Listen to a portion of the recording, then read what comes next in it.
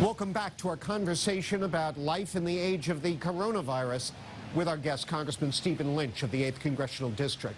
Give us a sense, Congressman, of what it's like in Congress right now and in Washington. At moments like this, I think most people would like to think that partisanship would be put on hold. We don't live in an era where that seems possible.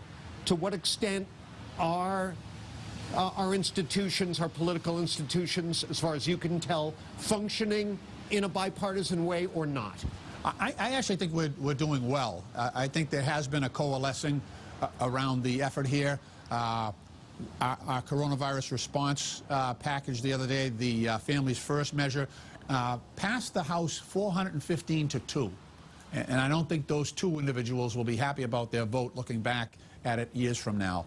So that's about as unanimous as you can get, 415-2.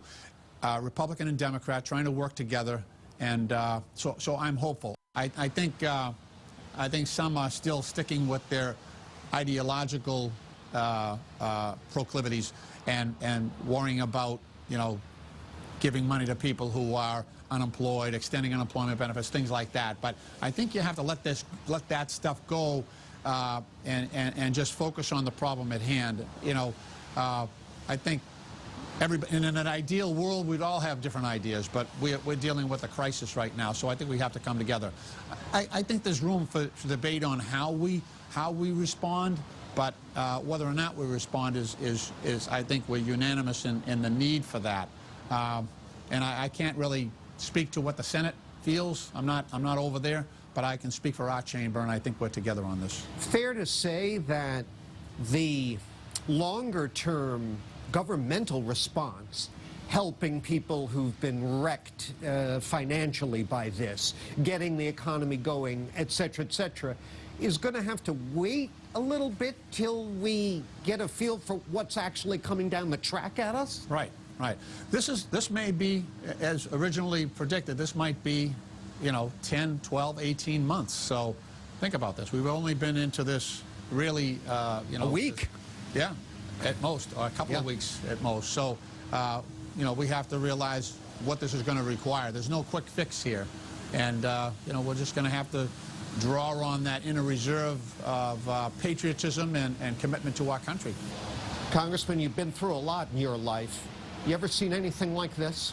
No, this is new and different. It really is. But I'm blessed to have the job that I have. You know, I think everyone wants to live their life in a meaningful cause, right? And these type of challenges, I think, will test who we are as a people and test who I am as a leader. And, you know, hopefully the results will speak for themselves. Sir, anything you want to add that you want people to hear from you? Just look, you need to observe the CDC recommendations.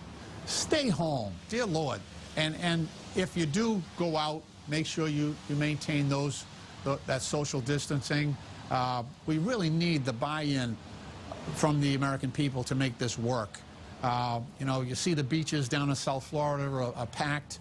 That's not a good thing. That's going to have a reverberation when those people, you know, come back. We've already had stories about people coming back, you know, being testing positive and then spreading it further in their community. So it really requires buy-in on the part of the American people. Act as if you may have the disease. You know, take that assumption and limit your contact with the people around you. Keep them safe, because there'll be communities in this country that do this really well, and the results will be demonstrable. And there'll be other communities that treat this lightly, and those results will also be telling. So, you know, the local activity of what people do in this crisis, it will have its consequences. So I'm asking people to, you know, just trying to appeal to their better angels. Do the right thing, limit your contact, and watch out for our seniors and our kids as well.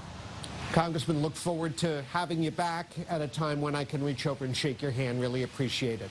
Thank you for being here. Thank you, John. And thank you for joining us. Of course, stay tuned to WBZ News for all the latest developments. In the meantime, stay safe, follow the rules, and remember, Without love, there is nothing else.